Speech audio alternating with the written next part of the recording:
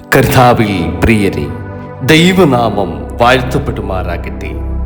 ഇന്നത്തെ ദൈവവചനം പുറപ്പാട് പുസ്തകം 18-ാം അധ്യായം 16 മുതൽ 21 വരെയുള്ള തിരുവചനമാണ്.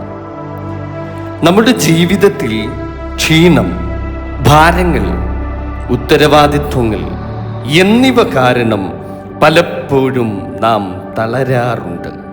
പക്ഷെ ഇന്ന് ദൈവം നമ്മോട് പറയുന്നത്, നീ ഒറ്റയ്ക്കല്ല, എല്ലാം ചുമക്കേണ്ടതില്ല എന്നതാണ്. ഇന്നത്തെ വചനത്തിലൂടെ ദൈവം നമ്മോട് എന്താണ് സംസാരിക്കുന്നത് എന്ന് നമുക്ക് ശ്രവിക്കാം.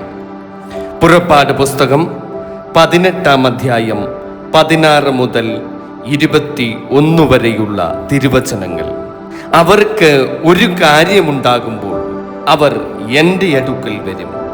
അവർക്ക് തമ്മിലുള്ള കാര്യം ഞാൻ കേട്ടുവിധിക്കുകയും ദൈവത്തിൻ്റെ കൽപ്പനകളും പ്രമാണങ്ങളും അവരെ അറിയിക്കുകയും ചെയ്യും എന്ന് പറഞ്ഞു. അതിൻ്റെ മോശയുടെ അമ്മായിയപ്പൻ അവനോട് പറഞ്ഞത്, നീ ചെയ്യുന്ന കാര്യം നന്നല്ല. നീയും നിന്നോട് കൂടെയുള്ള ഈ ജനവും ക്ഷീണിച്ചു പോകും. ഈ കാര്യം നിനക്ക് അതിഭാരമാകുന്നു. ഏകനായി അത് നിവർത്തിപ്പാൻ നിനക്ക് കഴിയുന്നതല്ല. ആകയാൽ എൻ്റെ വാക്ക് കേൾക്കാം, ഞാൻ ആലോചന പറഞ്ഞു തരാം. ദൈവം നിന്നോടുകൂടെ ഇരിക്കും. നീ ജനത്തിനു വേണ്ടി ദൈവസന്നിധിയിൽ ഇരിക്കാം. നീ കാര്യങ്ങളെ ദൈവസന്നിധിയിൽ കൊണ്ടു ചെല്ലുക. അവർക്ക് കൽപ്പനകളും പ്രമാണങ്ങളും ഉപദേശിക്കുകയും നടക്കേണ്ടുന്ന വഴിയും ചെയ്യേണ്ടുന്ന പ്രവൃത്തിയും അവരെ അറിയിക്കുകയും ചെയ്യുക.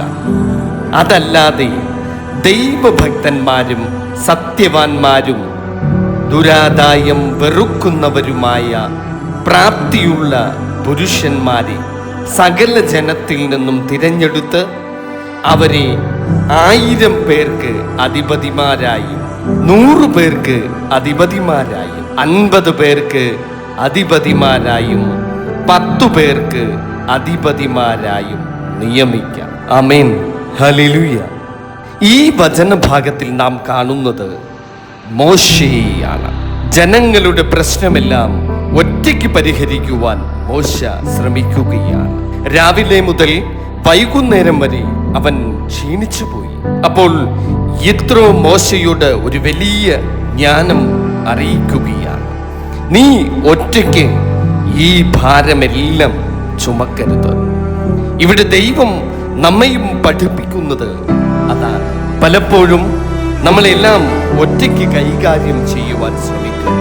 കുടുംബഭാരം, ജോലിഭാരം, സാമ്പത്തികമായുള്ള പ്രശ്നങ്ങൾ, ആത്മീയമായുള്ള പോരാട്ടങ്ങൾ, ഇതെല്ലാം ഒറ്റയ്ക്ക് ചുമക്കുമ്പോൾ നമ്മുടെ മനസ്സും നമ്മുടെ ശരീരവും തളർന്നു പോകും.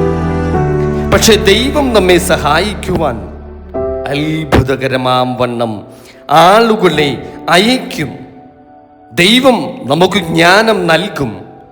ദൈവം നമുക്ക് വിശ്രമം നൽകും.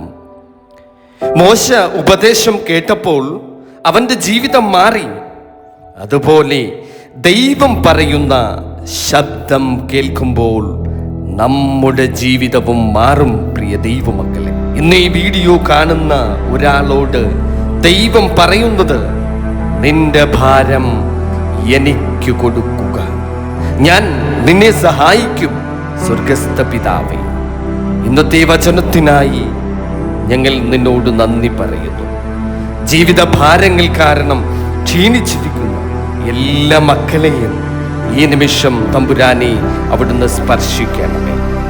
ഒറ്റപ്പെട്ട മനസ്സുകൾക്ക് സമാധാനം നൽകണമേ. ഭയപ്പെടുന്നവർക്ക് ധൈര്യം നൽകണമേ. തളർന്നിരിക്കുന്നവരെ ശക്തിപ്പെടുത്തണമേ. കർത്താവേ, മോശയെ നയിച്ചതുപോലെ ഞങ്ങളെയും അവിടുന്ന് നയിക്കണമേ.